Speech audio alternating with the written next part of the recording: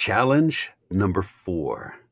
I am so happy to see our two of our contestants for challenge number 4 here, Andy Eloise and E.M. Wild. How are you guys doing? Doing Really great. good. Very excited to see what happens next. Yeah. Have you been? Has it been nerve-wracking for you, or have you enjoyed it more than the nerve-wracking part, or what was your how are you guys feeling through the contest? Because we're down to 7 from 130 down to the top 7. I've gotten more nervous as things have progressed. Mhm. I was really nervous. I was like, oh, guns blazing in the first mentor session. Then the last mentor session, I was like, oh my God, I'm next. Calm down, breathe. Yeah. And this one, but this one I brought a beer just to. Oh, did you? Oh, good. Well, Good I've got man. my coffee. Good man. So I'm- Lucas, go ahead. Go ahead. Oh, Andy. no, I've gotten more relaxed as time has gone on. I think the thing that makes me the most nervous is just the waiting to find out what happens next. But this part, the work we're good. I feel really excited about doing the actual work. Oh, good. I love that. And Lucas is legitimately ready for a cocktail because it's already evening time in the UK. So Lucas, thank you very much for taking after hours time to go through our mentor challenge. It's an honor. I'm looking forward to it. Beautiful. So let me tell you a little bit about Lucas. Lucas Webley has a good number of audiobooks under his belt, but also has a lot of other credits in commercials and narrations and animation and video games. As you can tell by looking at Lucas's Mach 5 racing chair there, he seems to be a bit of a gamer as well. So I am, yeah. I think you guys are in good company with Lucas. He's got 75 books under his belt and great acting chops and Thank you. good at voices as well. So I think we're going to have a great time with this challenge. Challenge number 4. You guys are aware. I'm not sure if Lucas is aware of the challenge, but I think we sent you copy. Yeah. For the challenge. Challenge number 4 is called Mate, Marry, and Murder. And so the challenge is we are asking EM and Andy, and of course the other 5 contestants, to give us their best interpretation of copy designed to bring out the sexy, the loving, and the despicable in these manuscripts. So it's going to be a blast. Competition is heating up, and so I think that we're going to have a great time. So who wants to go first? I'm going to ask you guys 2 questions. Number 1, between the 2 of you, who feels best about going first? And also, since we have 2 scripts for you we have 3 scripts to read, right? Mm-hmm. So we have 3 scripts to read. I think at first blush, I'm thinking maybe we could do the Marry script, or the Mate script, or the Murder script, whichever one you want to do. But we'll have one of you do the one script, and then the other will do the other script. So that way, you guys can both benefit from the input and the feedback and the notes that Lucas give you. Does that sound good, or would you rather go through one and then the other and then the other? I'd love to run through at least 2 of the scripts if we have time. Yeah, certainly. Well, it's 10. Yeah, it's we're about 10 minutes into our session, so let's go ahead and do the needful. I'll tell you what I'll do. I guess I don't need to share the screen, since you guys already have it. You've got your manuscript in front of you as well, right, Lucas? Yes. Okay. I do. So, do you either of you have a preference for who wants to go first? I'll go first. All right. EM. Let's get you on the Marry script, the male POV on the Marry script. Okay. Let's see. I mean, Mary. Okay. You guys hear me okay? Yeah, man, in your own time. Great. And I'm regretting my choice. Nah, I'm kidding. I'm kidding. Okay. Just gonna find my voice. Okay, I found it.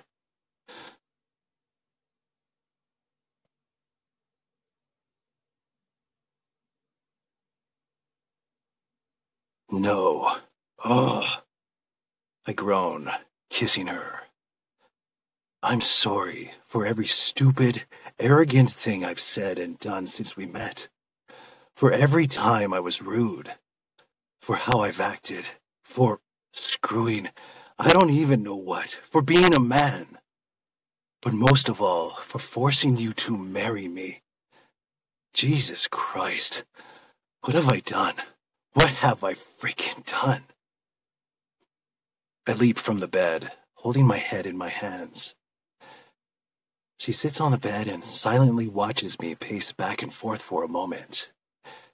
Then she stands, puts the veil out of her hair, tosses it to the floor, and steps out of the dress. It slithers down her legs and pulls at her feet, sighing softly as it settles against the carpet.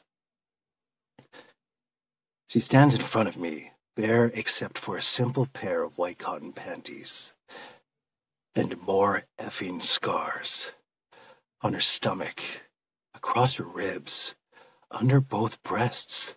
Her arms and legs are smooth, and so are her chest and neck, but the rest of her body is marked with the ghosts of her past, 100 mementos of suffering. It's like looking at tombstones in a graveyard.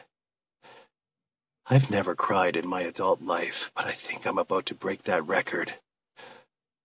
Watching my face with shining eyes, she says softly, "Don't you dare look at me with pity.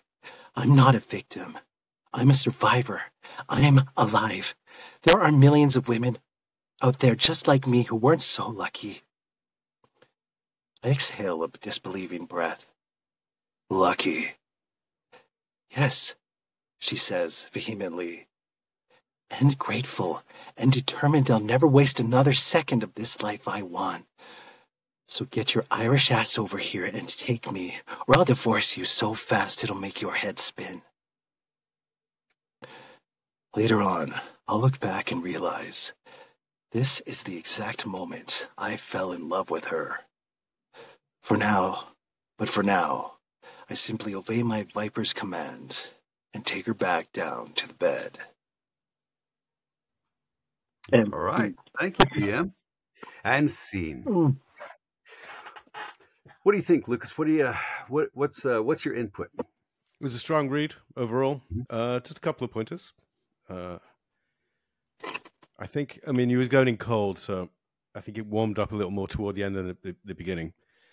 But I think at the bit where she reveals the scars, I think that the emotion there could have been a bit more distressed, a bit more kind of like taken aback.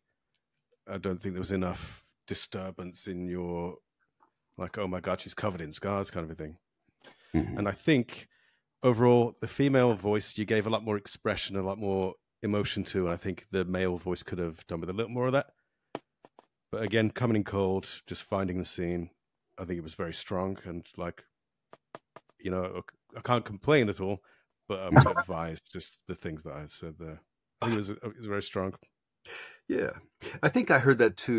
And you did seem to relax into it after the first paragraph or so. You got into the cadence and started to vary your pacing a little bit and communicate more than read.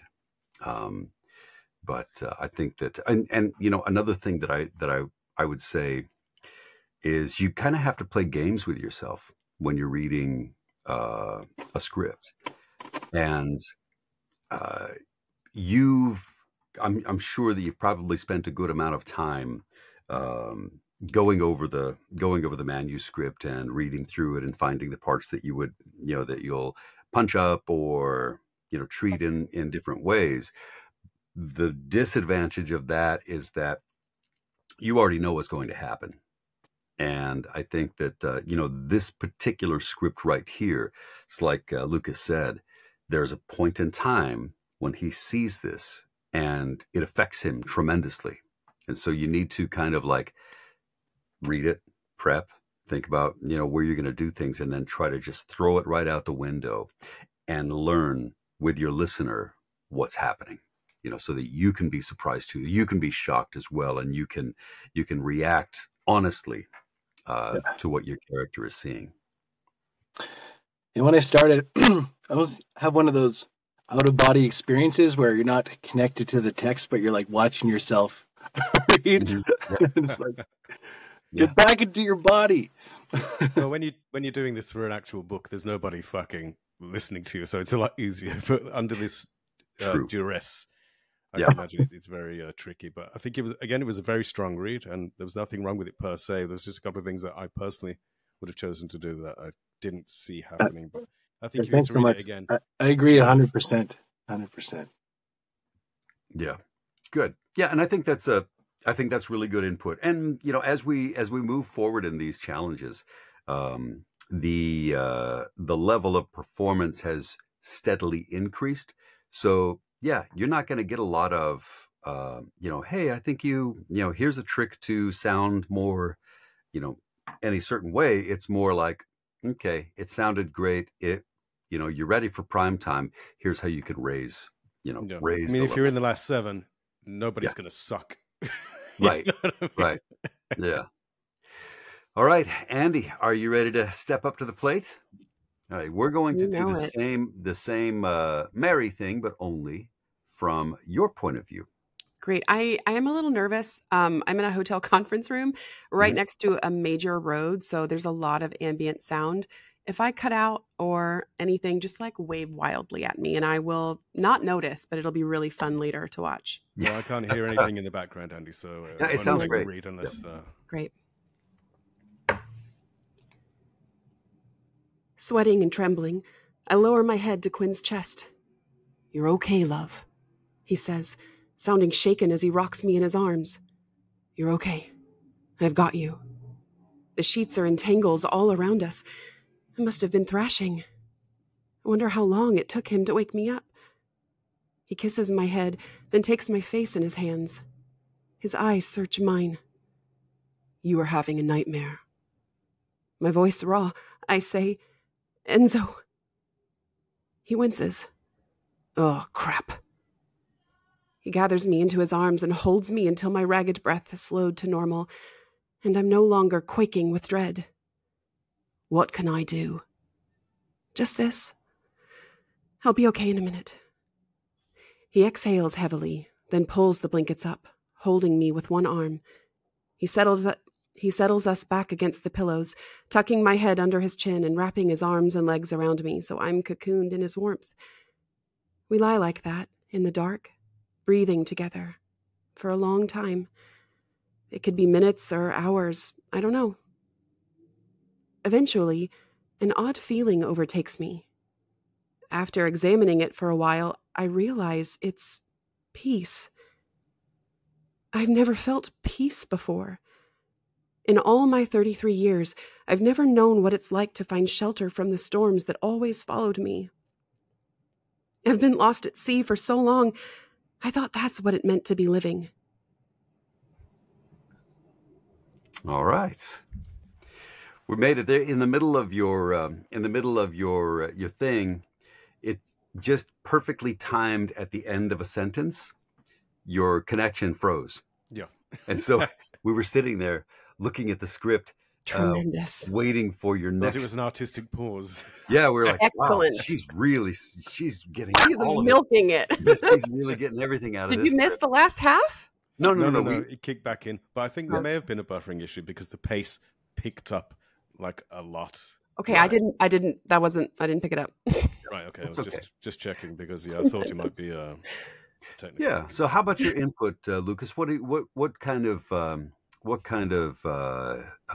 observance do you give to Andy to help her to take this to the next level?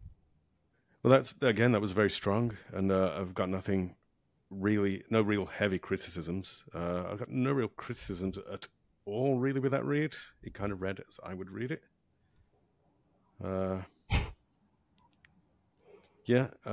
Nothing much to say about that at all, really. I enjoyed it. Yeah, I would say that one of the things that again with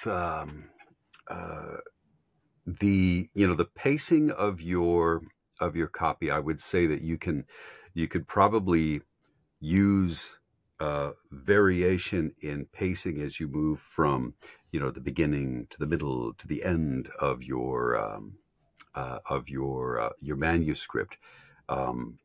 Understanding that there's in every scene there's a beginning, middle, and an end. There's like some kind of a triggering episode, and then there's a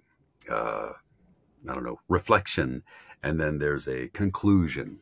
And so if you keep your eyes open for those, you'll find opportunities to use your pacing to slow the story down, speed it up, and make those pieces hit, right? Hit harder.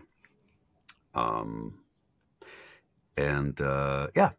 I think that one of the things that you can do, especially when you're doing the voice of the other gender, is use totally different pacing with your guys usually will speak a little bit slower than women, and women will probably speak a little bit faster and more expressively, and those will kind of help you draw differentiation. There's a fine line. There is a very fine line. Mm-hmm. I found it something I had to actively counter in my own stuff, my own early stuff. And I'm not saying either of you do this, but like it's something to be aware of and something to try and avoid. Is that EM, when you're portraying women, try not to sound whiny, because men, this sounds fucking terrible what I'm about to say. Men tend to perceive women as whiny in fiction, you know what I mean? Just on a certain level, it's like whenever they're doing a woman character, it's just a bit too high, a bit too nasal. So just bring that down a bit. And Andy, with men, I've noticed that some female narrators, again, subconsciously perhaps, make men sound fucking dumb, like cavemen. And so they're just a bit too slow and a bit too flat. So you just got to take the broader perceptions of these things and just bring them closer to your own voice. You don't have to change your voice radically to sound like the opposite sex. You just enough to differentiate. You can sound like a high-voiced man. That's not a problem if you do a woman. Or you can sound like a slightly bassy woman, but you don't have to radically change the characteristics to the point where they sound caricatures. Yeah. That's probably something that everybody goes through as we get to the we start out making it sound, it's a caricature of what we imagine, the opposite sex sounds like. And then as time goes by and you become more comfortable becoming that, that person, it's less necessary for you. It feels less necessary for you to raise your voice or lower your voice, and you like drop into the mannerisms of the person. Yeah. And the closer to your own kind of vocalizations you make these characters, this goes without saying, I suppose, the less effort it is for you as a performer and the more you can emote. Because it's a lot more difficult to emote when you're also trying to step up an octave. Yeah, and, right. That's true. Yeah, exactly. And the people that are paying for these audios that will respect and follow your work, they kind of just want to hear your voice. So it doesn't have to be like radically different. Because one of my strengths, one of the things I'm known for is being able to do these radically different voices, which is good from a certain point. But like I would never throw myself into a voice to the point where you can't fucking act, It has to where you can't be that person, right? Yeah. Okay. All right. So do you guys want to move on to the mate portion of the challenge? Will we also have a chance to do the murder part of the challenge, do you think? Yeah. We can do the murder before we do the mate. That feels like a new genre for me. Yeah, Lucas, the last challenge we did was the sexy time, and so we already had a chance to do like sexy. I missed all the good stuff. Oh yeah. Well, Good stuff. yeah, we want to make sure not to, to get you too worked up. So, all right, let's find the murder script for EM, and we'll get EM on this one, um, and see how you do.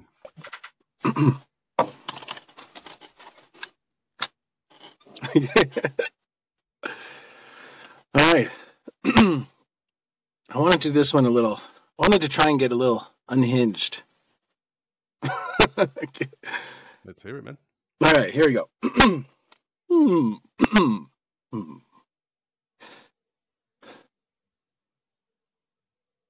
Good dreams. The grin turned genuine as she moved into my forearm, snuggling her face back into me. I don't know. I really can't remember. No, that's too bad. You sleep so sweet. I bet you're just as beautiful when you scream. Let's find out. Be sure to cry out for Bram again. Maybe he'll come rescue you. Everly's eyes flew open, and her attention jerked to me. I ripped the pillow out from behind her head and slammed it over her face. Muffled screams were automatic. Nails clawed into my arms and her legs went wild, pressing into the bed as she tried to twist herself free. But it was impossible with the hold I had on her face. Bram! Bram! I yelled loudly. Where are you? My wife needs your help. I waited out the time, then lifted the pillow, letting her gasp for breath when I noticed her movements slowing. That's who you want, right? Bram? Not me? Maybe I should call out to him again. No! The end was cut off as I pushed the pillow back over her face. At her lack of fighting, my rage eased into anger. I took a calming breath, holding a few more seconds before I removed it once again. Her intake of air was loud. My hands shot down her shoulders, trapping her from moving. I had such a good day planned for us, and now you've ruined it. You're mine. This, I said, tapping against her temple, belongs to me. If you don't get Bram out of your head, I'll smother him out. Do you understand me? I didn't know. She rushed out. Yes. Good. And see. What a dick. So that script is from 24/6/90 by A.A. Dark, and that book, I keep saying, oh, this last book is the darkest book I've read, and then I keep saying that with every new book that I do, but that was a particularly dark book, and when we were looking for scripts, I don't know why I didn't think about it at first, but it was easy to find the Mate and the Mary scripts were pretty easy because, well, J.T. Geisinger, when you're thinking like sexy and heartfelt, she's a master. But finding a particular scene that was, that made it for that made it easy to dive into an evil character wasn't so easy with JT's. And when I remembered that 24/6/90 by A.A. Dark, I was like, there's a guy named West, and he's the worst. And so I think that was a great script for that. So Lucas, what do you think about EM's take on that scene right there? I thought that was excellent. It really was. I was reading along, and you made. Sorry, I don't mean to talk about you as if you're not here.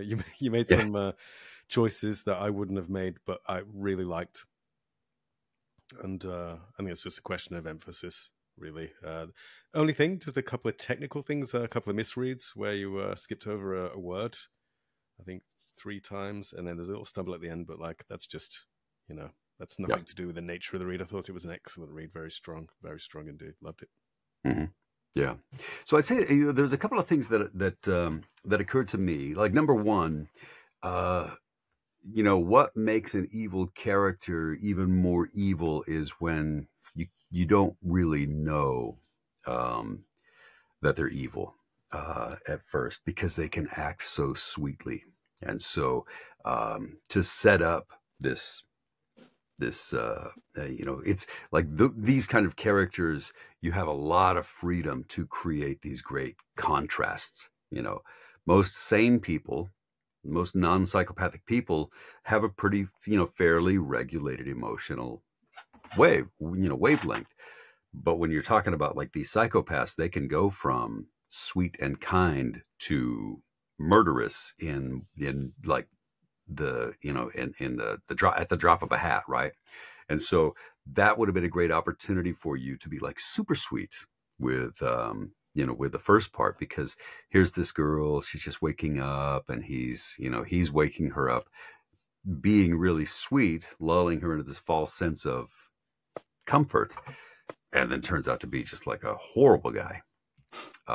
So that would be one. I would say, like, watch for places where you can really provide contrast, because it's pretty creepy, especially when you at this point it would have been like at the point, let's find out, be sure to cry out for Bram again. He's surprising her with the information she's just waking up like, what the fuck, like everything's okay, and then he hits her with the so that was a chance to really twist the little knife there. Yeah. But again, I thought the choices you made were excellent. Mm-hmm. Yeah, another thing you can do when you're as far as mic technique goes, is when when he's like, he's got her down and he's stuffing the pillow over her face, when he yells out, Bram, and he does that. Pull away from the mic, let whatever ambiance you have in, or whatever reflective atmosphere that you have in your booth, and maybe even open your door in your booth so that you can hear a little bit of the echo off the walls, or your curtain. But so that you can hear a little bit of the echo off the walls as you do that. And if you pull your face to the side, your microphone's over here, and you're talking over here, you can feel free to just yell, to yell it out and really be unhinged. If you've got your mic set to record at about negative 6 dB as your peak, then you've got plenty of headroom so that you don't distort. And if you distort, then you just have to do the take again. But that, I think, would be an opportunity for you to really add like that, dimension to that character. Cool. So yeah, contrast and mic. Use that mic as your paintbrush, right? Noted. Thank you. All right. Any additional thoughts from you, Lucas, before we go on to Andy's crazy? No, not really. Like I say, you made some choices that I wouldn't necessarily have made, but I enjoyed being thrown a little bit, because again, that might just be me falling into my patterns rather than anything. I thought the performance was great. I really did. That really is cool, isn't it? Like, I mean, one of the things that I really love about this, and we'll hear it when we're listening to other people's, people who are in other mentor sessions, but to hear the choices, like the different choices that the contestants make, is really freaking cool. I mean, it's like it'd be like if the Foo Fighters did a Police song or something like that. But the authors, wow, I find sometimes surprised by the choices you make. Like, I didn't feel like the scene was going to be like quite that. And you go, well, do you want me to do it again? They go, no, That was Yeah. great. Yeah, it's always cool. I mean, it's nice when it's a happy surprise. Yeah. So for this next script, we're gonna take the scene from the other character when she's finally had enough of West's shit here, and we've got an opportunity for her to explore her darker side in the same story. So Andy, are you ready? I'm ready. Just checking my sound one more time. Yep, you sound All great. good. Incredible. Okay, we're ready whenever you are. When I dropped to rest on my forearms so I could be closer to his face, a deep sound left West. And again, he fought against the ropes. No, I said, trailing the flat end of the blade along his cheek. You're too much of a coward. Sorry, I can't hear you. Were you saying something? I put my weight against his shoulder and the side of his head as I began slicing the blade down around the top of his eyebrow. The yell was gargled and loud, vibrating me as I cut around, lowering a good 2 inches below the side of his eye. You let Billy do it, then eliminated that guard to make yourself look like the hero. You, a hero. Again, my mad laugh filled the room. My husband, always wanting to be in the spotlight, wanting to be the leader, the one everyone looks up to. Did Bram make you feel so inadequate you had to have everything he did? That you had to kill him and take over his life so you could feel like you were worth something? I can see that. I moved my focus to the flattened blade and began sliding the tip under the skin to separate it from the muscle.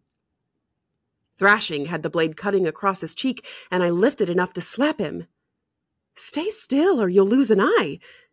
I want you to see what I've done when I'm finished.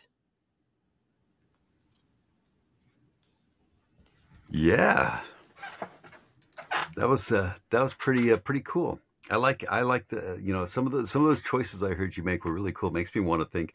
It makes me want to hear you do the rest of the book so I can hear like the how she grew from being the victim in this story to the avenging angel. What do you think? I am currently for hire as a narrator, so. Yeah. I thought that was an excellent read again, and not even any technical slips or anything. But if there was one niggle, not even a niggle, I would have just turned up the relish on the torture aspect of it. I feel like you could have brought the pace down a little bit to be like, on the whole, I moved my focus to the flattened blade and began sliding the tip under the skin to separate it from muscle. You could have poured some sauce on that, I think. But generally That's a good speaking, spot. it was excellent read. Yeah. Yeah, those kinds of scenes are a lot of fun because you really can just be, because at that point you want the readers or the listeners rather to be really fucking savoring it. You know what I mean? Because they're happy that this revenge is presumably happy that this revenge is taking place. Yeah. So you want to give it everything, give it all to them on a plate. You know what I mean? Yeah, that's a good note. Yeah, But I think that's a really generally good. speaking, I can't fault that read. It was practically perfect. Yeah, very good. Yeah, and the way that I think that using like when you covered your mouth with your hand, I thought that was a really good thing. And then your laugh, that laugh was excellent. That crazy kind of laugh was like really natural. It sounded sounded like the way that you would laugh when there was She'd something lose her just kind of mind. Yeah. delightful to you. It was a very musical little laugh, and it's little touches like that. It was very nice. Make a scene. Yeah, very nice. And I mean, it wasn't forced. I think that's one of the dangers. Like when you're laughing, if you don't believe it while you're doing it, you can tell it's a little forced. So yeah, good job, Andy. I think that was great. All right, so now we are on to the mate portion of this challenge, and this one is also from J.T. Geisinger, and it's from the same book as the Mary one was, and that is Brutal Vows. So, EM, you are Spider. Hey.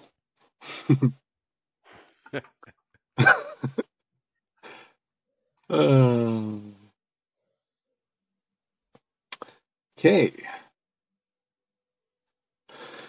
You hear me okay? Yeah. Okay, good. We're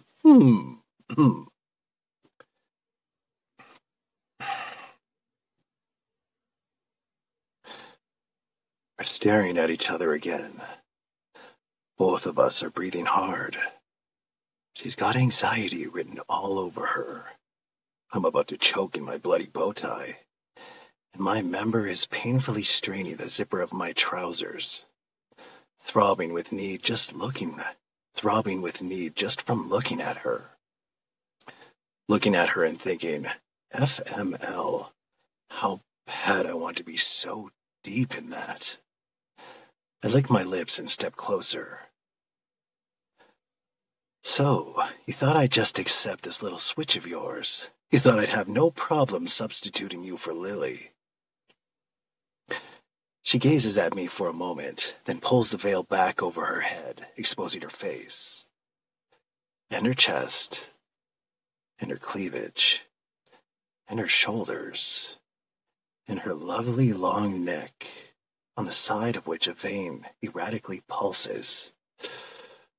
Christ, she's fucking magnificent. I almost groan out loud with desire. Examining the expression on my face, she says, yes, because I'm no longer in complete control of my body. I step closer until we're only inches apart, and I'm staring down into her wide, beautiful eyes, watching her fight not to give her. Sorry, my screen's all smashed. Watching her fight not to give into the urge to run. Move it out of that spider web. Excuse me. Leaning close to my ear, my heart pounding like mad, and my hard member aching, I murmur, if I marry you, Raina, I get to take you as hard and as often as I want. Oh my God. That's the deal, or there's no deal. She says sarcastically, should we add that to the contract? I pull away and gaze down at her. I've wanted you since the first second I saw you, stabbing me to death with those eyes from the bedroom window at your house. This fake marriage includes hookups or it doesn't happen. She glares at me. Your charm could sweep a girl right off her feet. You know that? Wait till you see my manhood. Then you'll be really swooning. Her face turns red from her neck to her hairline. She presses her lips together into a thin line. I know it isn't a rejection. She's not saying no, which means she's saying yes. But she has to say it out loud. So, do you agree? Sounding as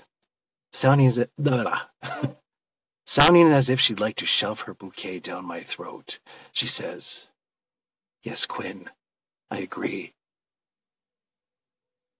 Scene. All right. So what do you think, Lucas?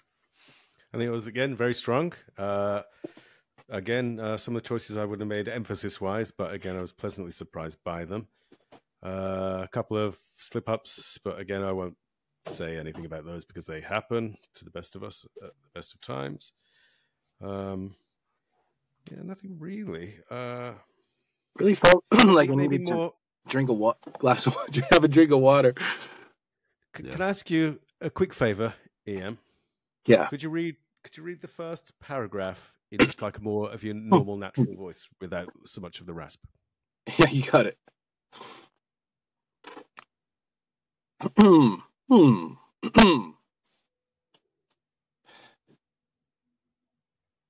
We're staring at each other again.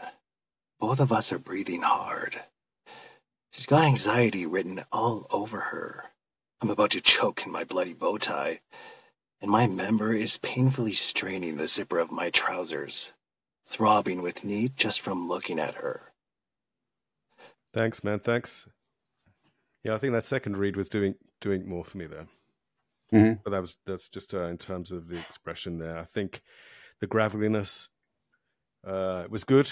It wasn't overwrought, but I think if you just put a little more of yourself into it, there's more emphasis coming through.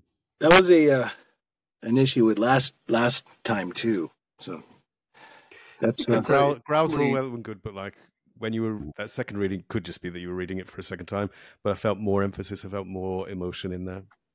Yeah, when you have when you're working on a script, I think it's good to get the gist of what the author was going for when you're reading it. So as you're reading it, and I know that we read our scripts because we're thinking of opportunities and treatments and how we're going to say this and where the pacing is going to be on that, and if we're going to go up on this sentence or down on that one or whatever. I mean, all those things. And when we do that, we miss the chance to like experience that story as the author is writing it. And so this really is it's a very sexy scene. And what makes it sexy? Well, there's a few things about it, that make it sexy. There's the uncomfortableness of they're sitting there staring at each other and they're all hot and bothered, but she's like super nervous and he's like so worked up that he's got this huge erection at the same time his bow tie is choking him, and he's like, it's a pretty funny it's a funny scene if you think about the weird juxtaposition. Here they are all worked up and they're but they're nervous at the same time, and they've got this thing, and then you realize as we go down down the story that it's like they've got this hate, this love-hate kind of chemistry going on. Like they're super attracted to each other, but she cannot stand him, and he's kind of getting off on the idea that he's and I don't know. I mean, if you've ever had flirty banter with somebody who you just like, it's not like you really like you get along, but there's something about them that like you love pushing her buttons and she loves pushing your buttons, and there's something that's kind of hot about that. If you've ever had that kind of experience, that seems like what this scene is, and it can be sexy and hot and ridiculous at the same time, and that makes it even more sexy.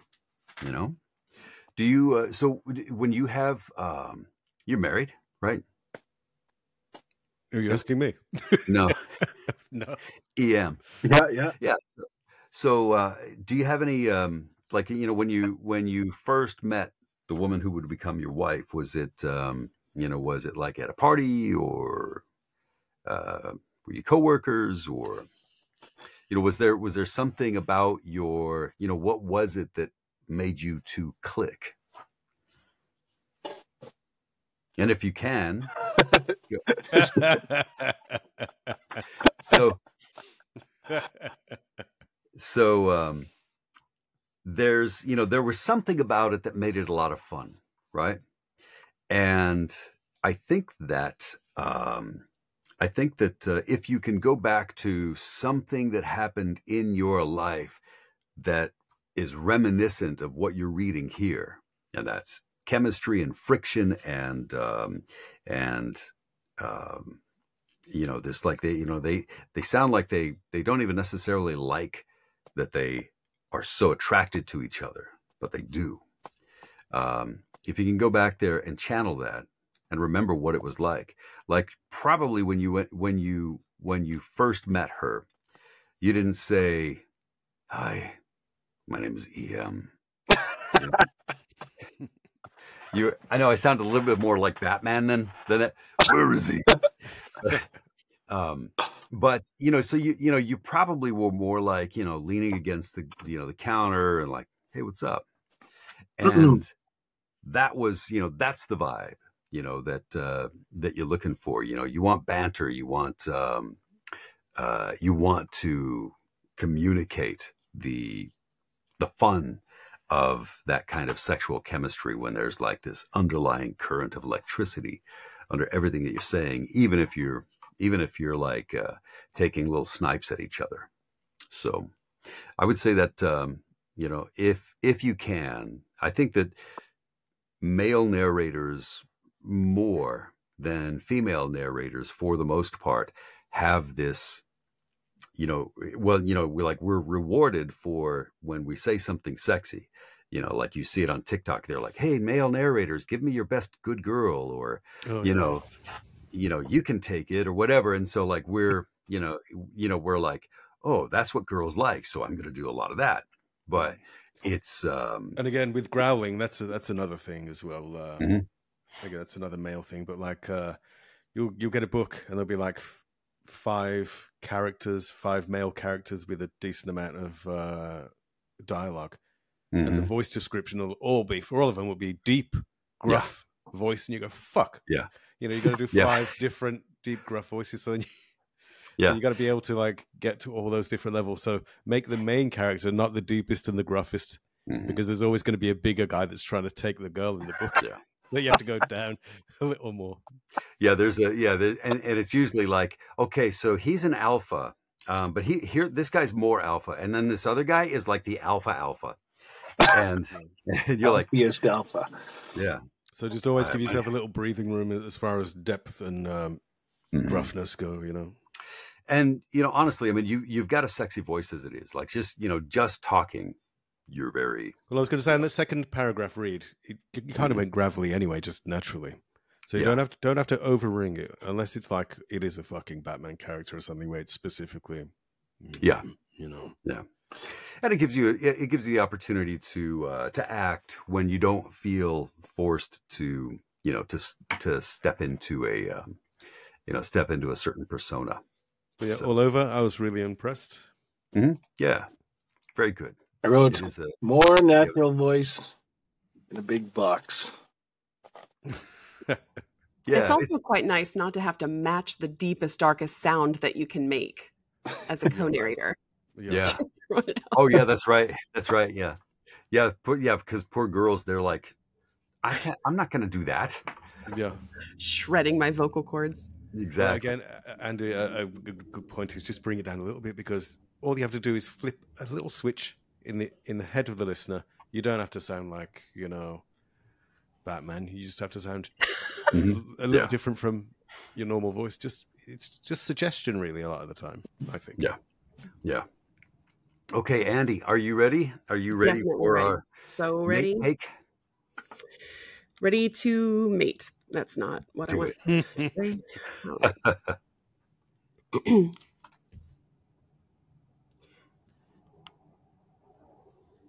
He looks around the room. Releasing me, he strides over to a desk on the opposite wall and pulls the chair out from under it. He sets it in front of me, sits down on it, whips off his tie, and holds it out.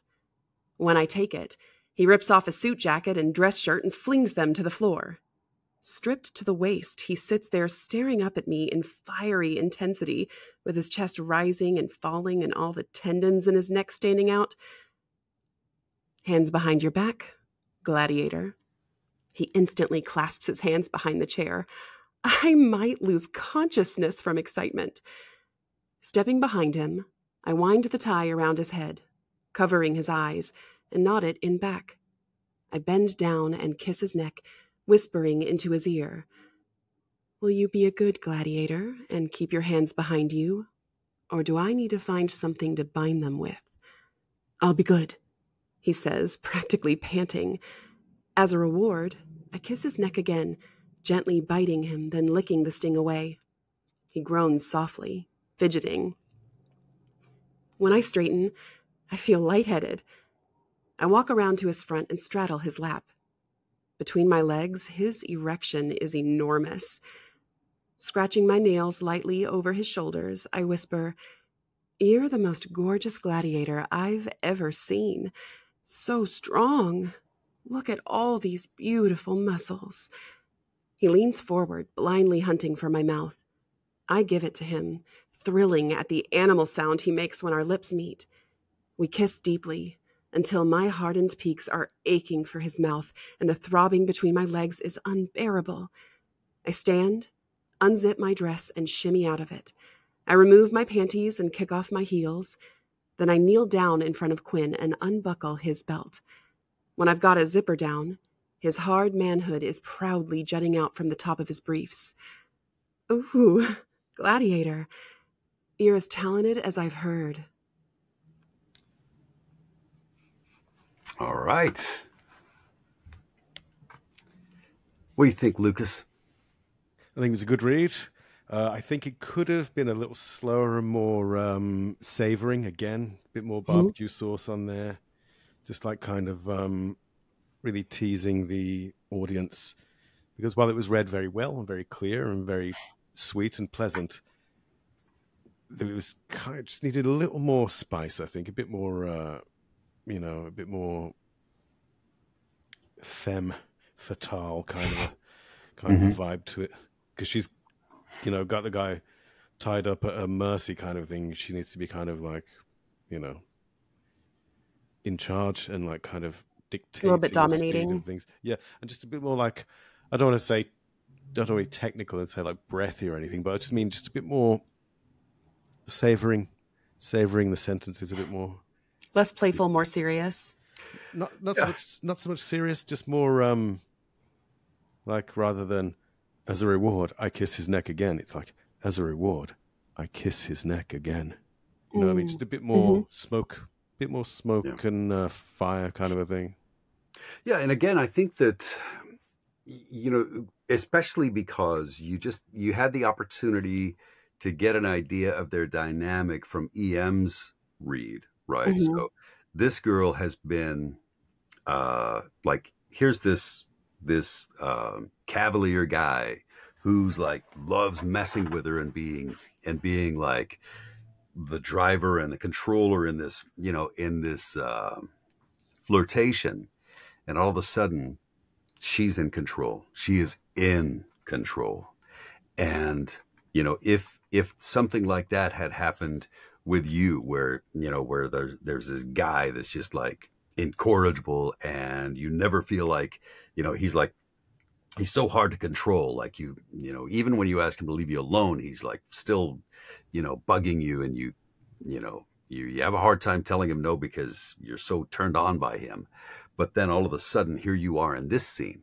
So how would you feel if you felt out of control for your whole transaction with this guy so far, and then you find yourself in a position where here's this guy and he's tied up and he is totally at your mercy? You've got all the time in the world. Yeah. The way that you read the script sounded like you were in a hurry, but no, it was just a little hard. But again, with EM and excuse me, being recorded in this situation, and just there's added pressures that just naturally you're going to speak a little faster than you would if you were in a booth recording a book.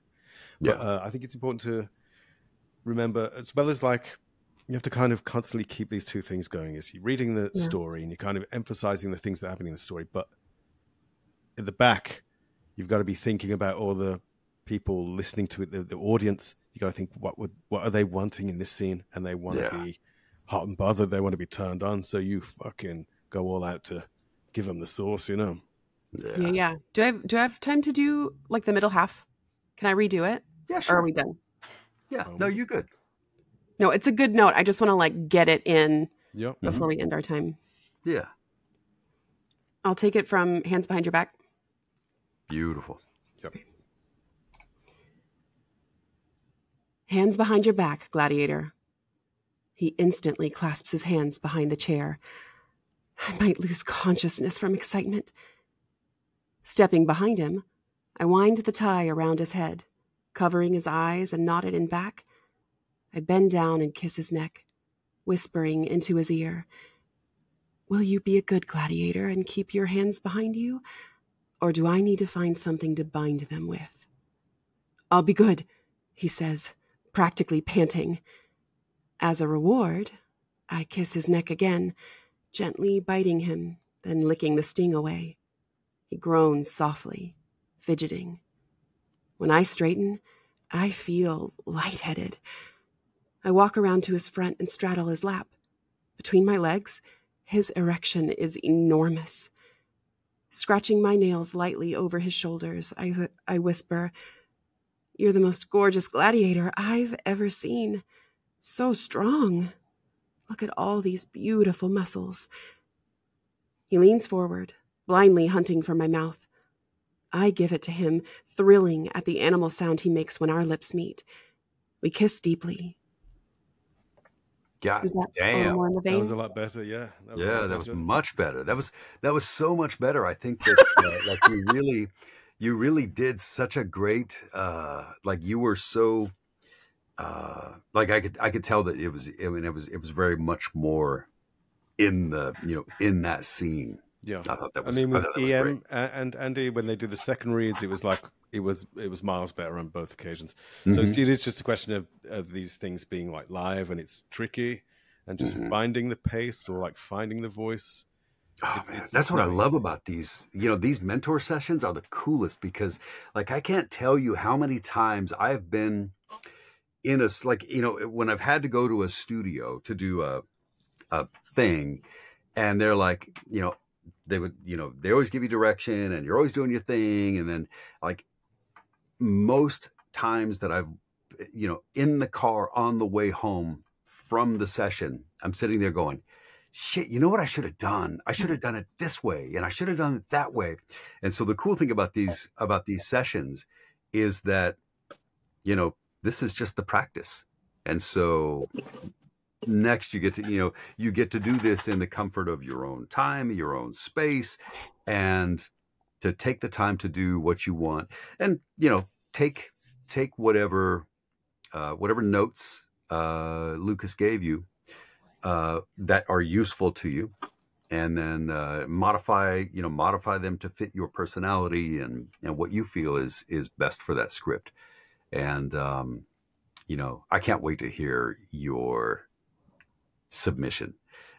I mean, that's like, that is a really cool thing about it too. It's like, we sit here and we do our thing, and we give you our input, and then we wait. And everything that you guys have done that comes out in your submissions is such a thrill, because you can hear your response to the direction after you have had a chance to chew on it for a little while. Yeah, and I'd like to say, you're both very skilled, very talented narrators. I just want to put that out there, right there. There's no question about that.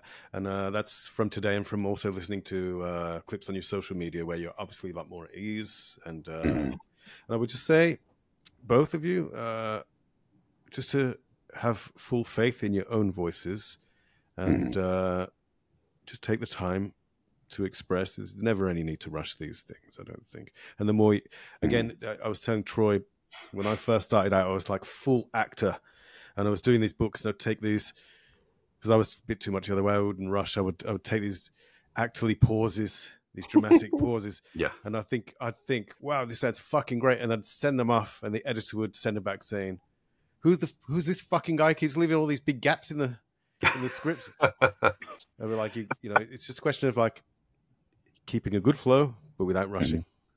Keep a good flow without rushing, and just use your own voice as much as you can, because that's what people ultimately want. And then when it's character work, you can change the voices, but never go through a whole book using some crazy voice, because you will regret it at the end. Oh God, yes. Yeah. I think I've already have. Yeah. Regretted it. That's another thing. Like when you've got a voice that you did, like for a side character who ends up having like 14 hours of that same voice in the next book. In the next book, yeah. But like, I really, really enjoyed listening to all the reads from both of you. I think you're very skilled, very talented, and I think you've got very bright prospects. I don't know how this competition is going to shake out, but I think you've both got bright futures ahead of you, regardless. I mean, yeah, certainly. I mean, it's you're good enough to work for any major studio. And it's clear. I mean, you guys both have books that you've been doing. So all of this stuff is just observations from somebody watching you do your thing. It's So, been a privilege. Thank you both. yeah, This has been so lovely. definitely. I really And appreciate I your can't wait time to and your hear. wisdom. Good. No, not at all. Absolutely, These are the it's best. These are the best. yeah, it's a Thank you lot of so fun. much. No, Yeah, thank thank you very much. And Lucas, thank you so much for your time. I think that I think it's wonderful that you made time to share your insight and your experience and You're very yeah, welcome. I didn't say anything to get anyone in trouble this time either. I didn't do anything yeah, crazy. you did good. Yeah, you did really good. Yeah, you Get didn't the get us clothes kicked off. on. Yeah, Get my you clothes get your on clothes on and and everything. Incredible. Incredible. it's still early. I mean, you can if you Oh, want yeah. to hop on TikTok or something after this session, we can get ourselves banned. But anyway, yeah, thank you again. And Andy and EM, I can't wait to hear your submissions for this Mary Murder Challenge. Same here. Same here. Thank you so much, guys. Absolutely, absolutely. All right, I'll stop recording. We're just over.